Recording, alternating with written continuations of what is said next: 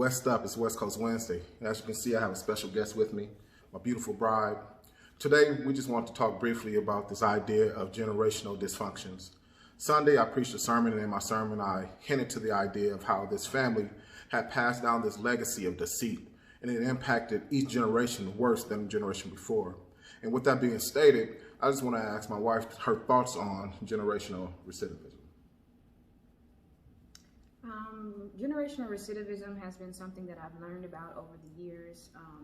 Me being a product of that, I have learned so many different things, but in relation to your sermon on Sunday, I think it's just simply something that we, behaviors that we developed from the generations prior that just continue to carry on, and they actually turn into generational cycles, which is what I'm more familiar with, and is actually the narrative and foundation of my organization, A Deeper Love Foundation. Harmless plug, but I am the CEO and founder of the organization, and we just basically want to help those who are stuck in those general dysfunctions or cycles, as you spoke about on Sunday. Simply anything from addiction to teenage pregnancy, whatever it is. Right now, recidivism is connected to the idea of being incarcerated. However, recidivism, is just simply repeated behaviors, repeated negative behaviors that continue to take place. Our incarceration is a major one. Addiction, major one. It's a lot of things that we pass down to our children, and I think the biggest part to understand is, first we understand what it is, but the biggest part is that we understand it so that we heal from it, so that we can stop it. So that's mine. Well, with my sermon, it's funny you talk about, addiction and, teenage pregnancy.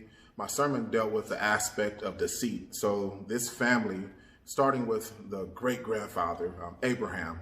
Abraham was deceitful.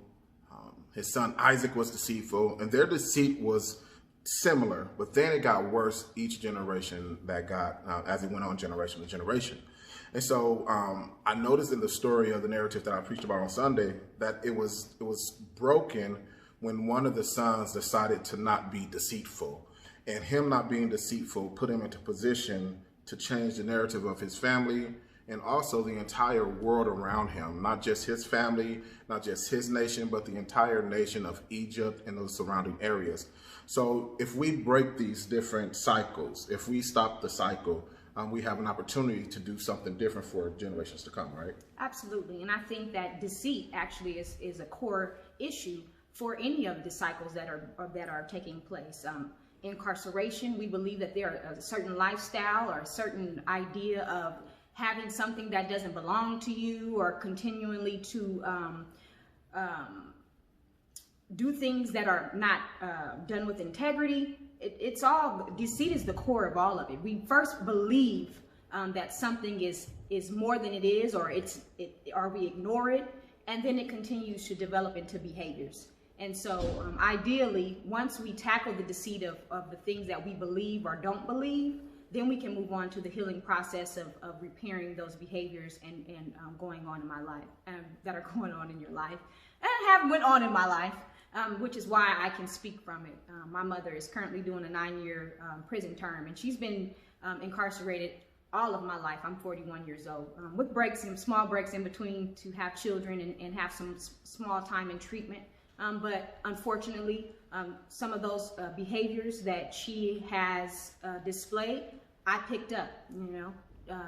She went she was incarcerated first as a teenager. So was I. She had her first child at 19. So did I. So it's a lot of things. It could be small things. Lying, passing a lie down from generation to generation. What these generational cycles do is they build barriers and continue to keep us from being productive. And it's taking place generally in our communities that are less, that are vulnerable and are less fluent in finances and resources. And so that is why it is my every effort to make sure, as long as I have breath, that is what I am trying to help improve. A Deeper Love Foundation. A Deeper Love Foundation. Deeper Love. That's a deeper love, Yes. y'all. So I might say so myself. Preventing general cycles of recidivism through youth empowerment.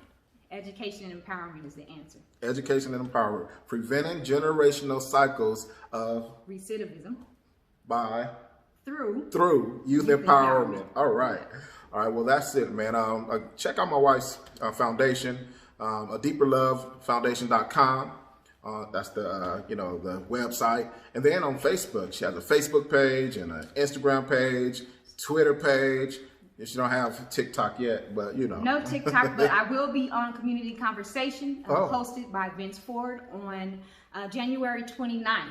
Look for the announcement for that, and you can get a much more in-depth understanding of who we are and what we do. But, if I may for a second. Yes, ma'am.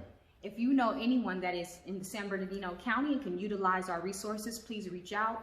As my husband mentioned, the website, adeeperlovefoundation.com. You can go on there and get all the information you need to get in contact with me. Give me a phone call, send me an email.